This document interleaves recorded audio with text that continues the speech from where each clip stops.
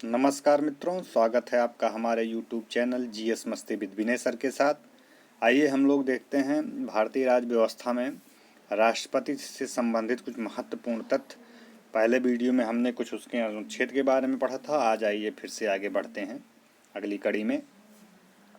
राष्ट्रपति पर महाभियोग या प्रस्ताव या कहा जाए पदच्युत, कुछ भी कहा जा सकता है, करने का क्या प्रावधान है, किस अनुच्छेद के अंतर्गत आता है। तो अनुच्छेद 61 में राष्ट्रपति के पदच्युत करने का, महाभियोग लगाने की प्रक्रिया का प्रावधान किया गया है।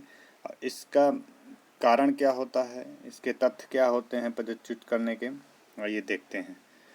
बताते हैं, भारत का राष्ट्रपति संविधान का उल्लंघन करेगा या संविधान का अतिक्रमण करेगा तब उसे 14 दिन पूर्व 14 दिन पूर्व सूचना देकर संसद के किसी सदन में महाभियोग लाया जा सकता है। संसद के किसी सदन मतलब दोनों सदनों द्वारा अलग अलग कुल संख्या क्या होगी, महाभियोग लाया जाएगा यदि 2/3 बहुमत से 2/3 बहुमत से लोकसभा एवं राज्यसभा में महाभियोग का प्रस्ताव पारित हो जाए तो राष्ट्रपति का अपना त्यागपत्र उपराष्ट्रपति को देगा। लेकिन अभी तक भारत में किसी भी राष्ट्रपति पर महाभियोग नहीं लगाया गया है। मतलब ये ध्यान दे लीजिए कि अभी तक भारत में किसी भी राष्ट्रपति पर महाभियोग नहीं लगाया गया है। क्लियर। महाभियोग की प्रक्रिया अमेरिका के संविधान से लिया, अगर पूछ ले महाभियोग की प्रक्रिया कहाँ से लिया गया है, अमेरिका के संविधान से लिया गया है। कहाँ से? अमेरिका के संविधान से लिया गया है। डॉक्टर राजेंद्र प्रसाद भारत के प्रथम राष्ट्रपति थे। यह 2 बार राष्ट्रपति बने। ये कांग्रेसी राष्ट्रपति थे। ये भारत के सबसे शक्तिशाली राष्ट्रपति माने जाते हैं।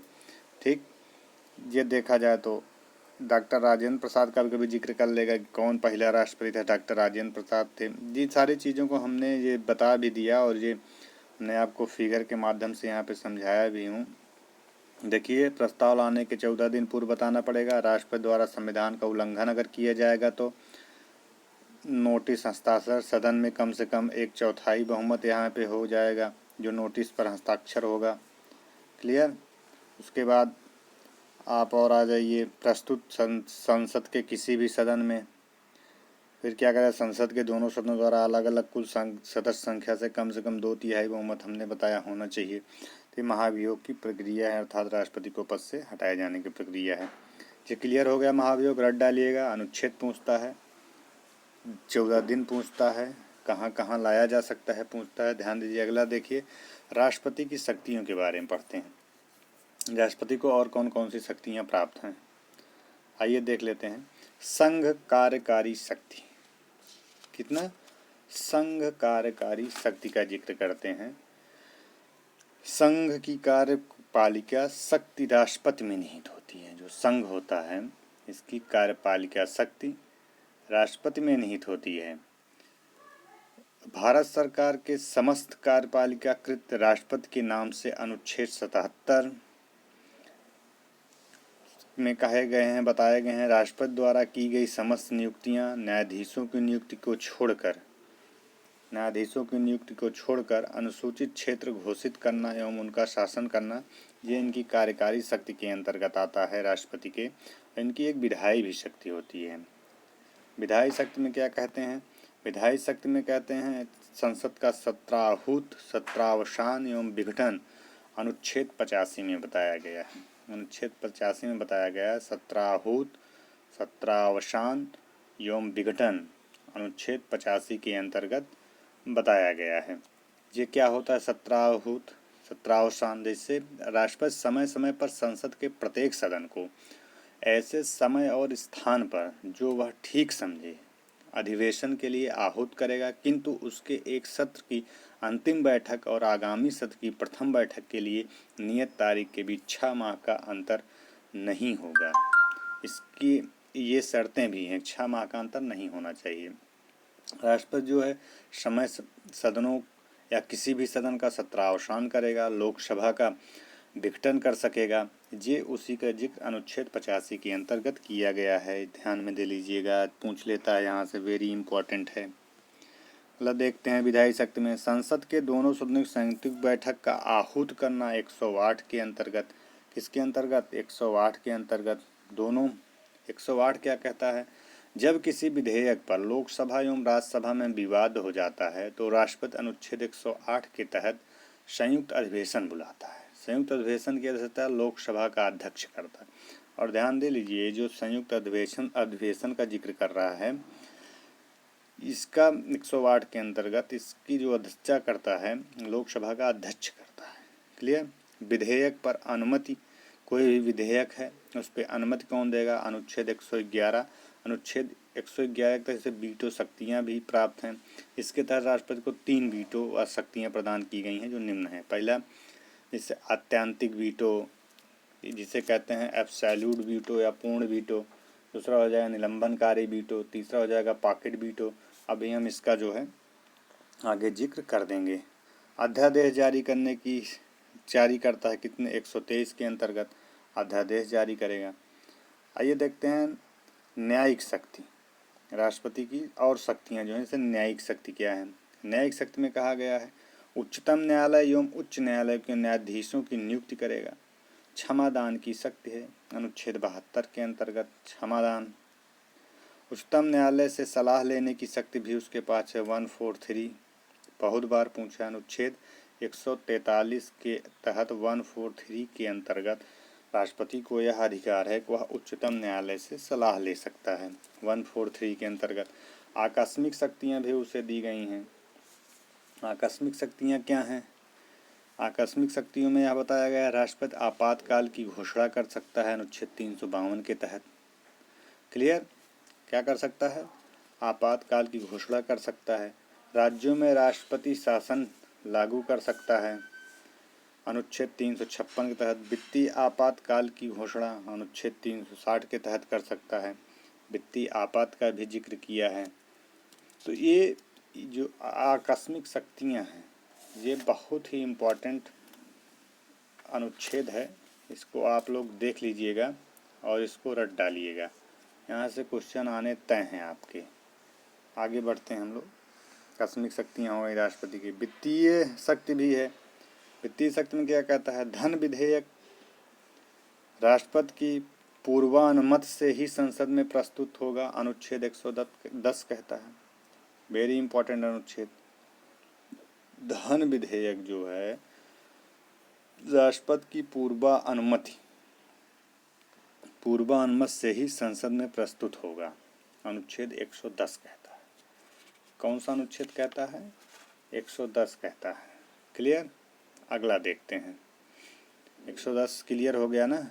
अगला देखिए, कह रहे हैं वार्षिक वित्तीय वितरण बजट पेश करवाना, अनुच्छेद 112 के अंतर्गत है। राष्ट्रपति करवा सकता है, 112 के अंतर्गत करवाता है, बजट पेश करवाता है राष्ट्रपति 112 के तहत। और क्या करता है? राष्ट्रपति की पूर्वानुमति से ही आकस्मिक निधि से व्यय होगा। राष्ट्रपति जब तक आप पूर्व अनुमति नहीं लेंगे, जो आकस्मिक निधि होती है 267 के तहत लेना पड़ेगा। बिना अनुमति के वहाँ से पैसा निकाल के आप कोई भी व्यय नहीं कर सकते हैं।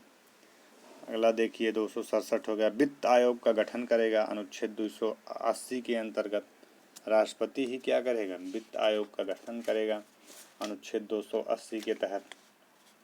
तो 280 से प्रत्येक जो वित्त आयोग का गठन होगा, प्रत्येक 5 वर्ष की समाप्ति राष्ट्रपति वित्त आयोग का गठन करता है। वित्त आयोग में एक अध्यक्ष और 94 सदस्य होते हैं। कुल 5 सदस्य होते हैं। इनकी नियुक्ति भारत के राष्ट्रपति के द्वारा की जाती है। वित्त आयोग केंद्र एवं राज्यों के मध्य वित्त उत्पन्न से संबंधित विवाद का निपटारा करता है। तो इस प्रकार से ये राष्ट्रपति के कुछ महत्वपूर्ण तथ्य थे। इसकी अन्य शक्तियाँ भी देख लेते हैं।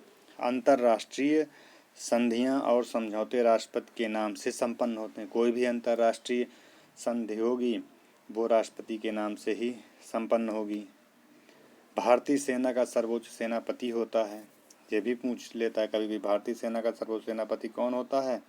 तो राष्ट्रपति होता है। क्लियर? अगला देखते हैं। अंतर्राष्ट्रीय मंचों व मामलों में भारत का प्रतिनिधि होगा। अंतर्राष्ट्रीय मैटर पे राजदूतों व उच्चायुक्तों को भेजना एवं उनका स्वागत करना, ये राष्ट्रपति के अंतर्गत ही आता है। तो इस प्रकार की इसकी अन्य शक्तियाँ भी हैं। अगला देखते हैं, राष्ट्रपति की क्षमादान की शक्ति भी है। दंड से पूर्णतः मुक्त करना, क्षमादान की जो शक्ति है राष्ट्रपति की है, दंड से पूर्णतः मुक्त करना। लघुकरण, दंड के रूप को बदल कर कम कर देना। परिहार, दंड की अवधि को कम करना। विराम, सजा को विशेष परिस्थितियों में कम करना। ठीक। प्रतिलंबन क्या है? दंड, विशेषकर मृत्युदंड पर अस्थायी रोक लगा देना। अगर किसी को मृत्युदंड मिला हुआ है तो वह उस पे अस्थायी रोक लगा सकता है। कौन? राष्ट्रपति। तो उसको इस प्रकार से कुछ शक्तियां भी प्राप्त हैं। अगला देखते हैं, आत्यांतिक वीटो क्या है? विधेयक पर अपनी राय सुरक्षित रखना। पॉकेट वीटो, जेबी वीटो जिसे कहते हैं, विशेषाधिकार बहुत इंपॉर्टेंट है, कभी कभी पूछ लेता है। विधेयक पर कोई निर्णय नहीं करना, उसके अंदर में है पॉकेट वीटो जिसे कहते हैं pocket veto. Clear? Pocket veto मतलब है जब कोई विधेयक लोकसभा या राज्यसभा में पारित किया जाता है तो अनुमति और हस्ताक्षर के लिए राष्ट्रपति के पास भेजा जाता है। जब राष्ट्रपति न अनुमति देता है न हस्ताक्षर करता है तथा उस विधेयक को पुनर्विचार के लिए लोकसभा एवं राज्यसभा में न भेजकर उस विधेयक को अपने पास रख लेता है, तब कहा जाता है कि राष्ट्रपति के पॉकेट वीटो का प्रयोग करता है। क्लियर? ये सारी शक्तियां भी हमने बताया था किस अनुच्छेद के अंतर्गत प्राप्त हैं, उससे 111 के अंतर्गत। तो उसका एक निलंबनकारी वीटो भी है। देखिए, निलंबनकारी क्या था? विधेयक को, जब कोई विधेयक लोकसभा एवं राज्यसभा में पारित कर दिया जाता है, कोई भी विधेयक हो, उसके उपरांत अनुमति एवं हस्ताक्षर के राष्ट्रपति भेजा जाएगा। राष्ट्रपति उस विधेयक को पुनर्विचार या संशोधन के लिए लोकसभा राज्यसभा में भेज देता है। वीटो कहा जाता है कि राष्ट्रपति ने निलंबनकारी वीटो का प्रयोग किया है। पुनः विधेयक राष्ट्रपति के पास भेजा जाता है तो राष्ट्रपति उस पर हस्ताक्षर करने के लिए बाध्य होता है। 44वां संविधान संशोधन 1978 वो कर दिया गया था। अगर भेज दिया लेकिन फिर उसके पास भेजा जाएगा तो जरूर फिर करना ही पड़ेगा राष्ट्रपति को। 44वां संविधान संशोधन 1978 के द्वारा। कुछ अन्य महत्वपूर्ण तथ्य भी देख लेते हैं राष्ट्रपति से संबंधित। भारत की तीनों सेनाओं का प्रधान सेनापति कौन होता है? तो राष्ट्रपति होता है। भारत की तीनों सेनाओं का प्रधान होगा। के बाद किसी भी भौगोलिक क्षेत्र को अनुसूचित क्षेत्र घोषित करने का संवैधानिक अधिकार राष्ट्रपति के पास है। भारत का राष्ट्रपति अपना त्यागपत्र उपराष्ट्रपति को देता है। दिल्ली एवं पुदुचेरी विधानसभाओं के निर्वाचित सदस्यों को राष्ट्रपति निर्वाचन मंडल में शामिल किया गया। 17वें संविधान संशोधन 1992 द्वारा राष्ट्रपति का पद रिक्त होने पर भरा जाना चाहिए। कितने टाइम तक? पद रिक्त से 6 माह के भीतर भर देना चाहिए राष्ट्रपति का पद। राष्ट्रपति की मृत्यु, पदत्याग या पद से हटाए जाने के कारण रिक्त पद कार्यभार संभालेगा उपराष्ट्रपति। यदि उपराष्ट्रपति ना हो, बहुत टर्निंग पॉइंट है, यदि उपराष्ट्रपति ना हो तो भारत का मुख्य न्यायाधीश पदभार संभालेगा। यदि राष्ट्रपति की मृत्यु के बाद उपराष्ट्रपति भी ना हो तो। क्लियर? मुख्य न्यायाधीश संभालेगा। परीक्षण अब उपयोगी दृष्टि से देख लेते हैं कुछ तथ्य। अब तक राष्ट्रपति का कार्यभार संभालने वाले देश के एकमात्र मुख्य न्यायाधीश कौन है? पूछ लेता है। न्यायमूर्ति मोहम्मद हिदायतुल्लाह जी। क्लियर? 20 जुलाई 1969 से 24 अगस्त 1969 तक लोकसभा में धन विधेयक प्रस्तुत किया जाता है राष्ट्रपति की पूर्वानुमति से। राष्ट्रपति को प्रधानमंत्री से सूचना प्राप्त करने के अधिकार भारतीय संविधान के अनुच्छेद 78 के तहत है। बहुत ही इम्पोर्टेंट है। निर्विरोध राष्ट्रपति निर्वाचित होने वाले देश के एकमात्र राष्ट्रपति कौन थे? नीलम संजीव रेड्डी जी। हमने बताया आपको निर्विरोध इन्हें चुना गया था, नीलम संजीव रेड्डी जी को। यह भारत के प्रथम निर्विरोध राष्ट्रपति थे। यह भारत के सबसे यंग राष्ट्रपति भी इन्हें माना जाता है। राष्ट्रपति बनने से पूर्व ये लोकसभा के अध्यक्ष भी रह चुके हैं। 44वां संविधान संशोधन विधेयक में इन्होंने हस्ताक्षर किए थे नीलम संजीव रेड्डी जी। महाभियोग की कार्यवाही कर सकता है अर्धन्यायिक प्रक्रिया के द्वारा। भारत का कार्यपालिका अध्यक्ष कौन है? भारत का कार्यपालिका अध्यक्ष भी राष्ट्रपति ही होता है।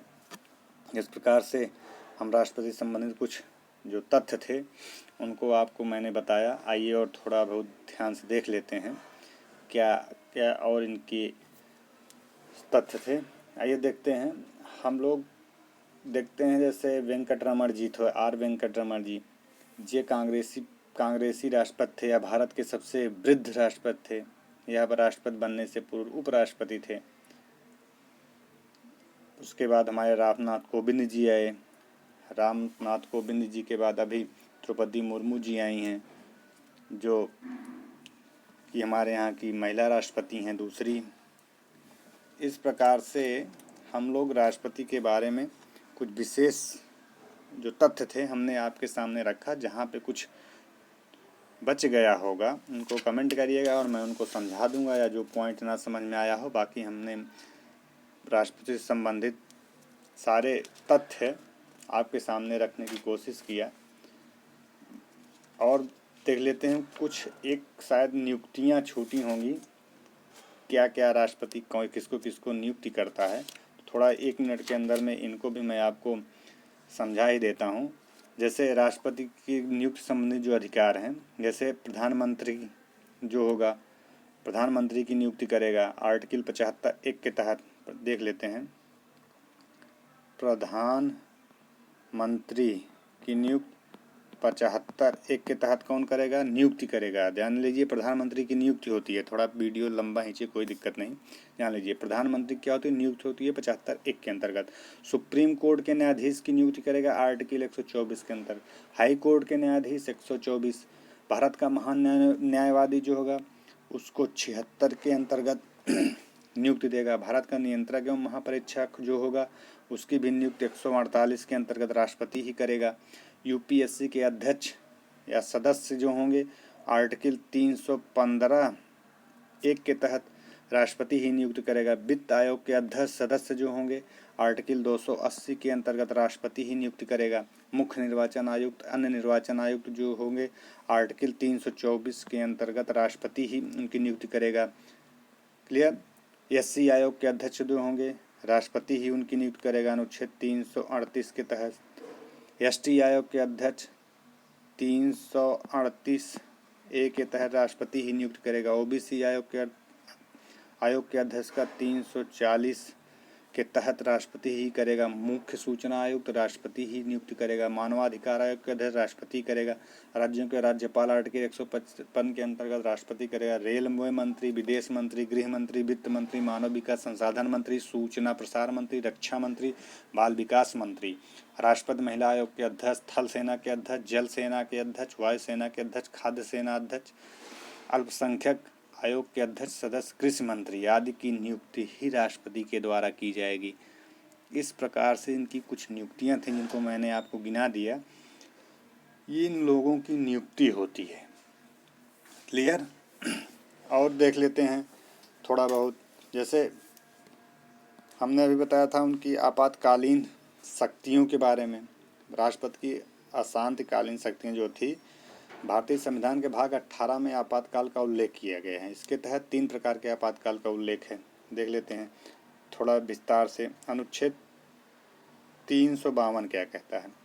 राष्ट्रीय आपात कहते हैं जब देश पर बाहरी आक्रमण हो, देश में बाहरी आक्रमण हो, युद्ध हो जाए तथा सशस्त्र सैनिक विद्रोह हो जाए तो भारत का राष्ट्रपति कैबिनेट के लिखित परामर्श पर किसी राज्य में या संपूर्ण राज्य में राष्ट्रीय आपात घोषित कर सकता है। भारत में अभी तक 3 बार राष्ट्रीय आपात घोषित किया गया। कितने बार राष्ट्रीय आपात घोषित किया गया है? 3 बार। पहला कब किया गया था राष्ट्रीय आपात था? पहला हुआ था भारत चीन युद्ध जब हुआ था 1962 में, 26 अक्टूबर 1962 में पहला हुआ था। 10 जनवरी 1968 तक था पहला। और दूसरा कब हुआ था राष्ट्रीय आपात? भारत पाकिस्तान बांग्लादेश जो युद्ध था, बांग्लादेश चक्कर में भारत पाकिस्तान जो युद्ध था 3 दिसंबर 1971 से 1977 तक। अशांति के आधार पर एक बार हुआ था 25 जून 1975 से 21 मार्च 1977 तक, जब अशांति फैल गई थी भारत में। ये हुआ 352। और 356 कब हुआ था? एक बार देख लेते हैं, बहुत ही इम्पॉर्टेंट हैं ये। 356 क्या था? राष्ट्रपति शासन। जब किसी राज्य में संवैधानिक तंत्र विफल हो जाए तो तो राष्ट्रपति उस राज्य के राज्यपाल के परामर्श पर राष्ट्रपति शासन लागू करता है। कहते हैं राष्ट्रपति शासन लागू हो गया 356 के अंतर्गत। 360 क्या कहता है? 360 वित्तीय आपात। जब देश की आर्थिक व्यवस्था कमजोर हो जाए, मंदी छा जाए या वित्तीय अस्थायित्व एवं साख कमजोर हो जाए तो भारत का राष्ट्रपति मंत्रिपरिषद के परामर्श पर किसी राज्य में या संपूर्ण राज्य में वित्तीय आपात घोषित कर सकता है। भारत में एक बार भी वित्तीय आपात नहीं। जिसे पूछ ले भारत कितनी बार वित्तीय आपात? एक बार भी नहीं, अभी तक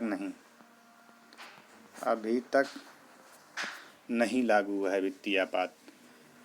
तो इस प्रकार से मैंने आपको राष्ट्रपति की आपातकालीन शक्तियों के बारे में विस्तार रूप से बता दिया। अब हमें नहीं लगता है कि राष्ट्रपति से संबंधित कोई प्रश्न आपसे छूट जाए, आपसे ना हो पाए। तो यदि यह वीडियो अच्छा लगा हो इसे शेयर और सब्सक्राइब करिए। मैं ऐसे ही वीडियो लाता रहूँगा। धन्यवाद मित्रों।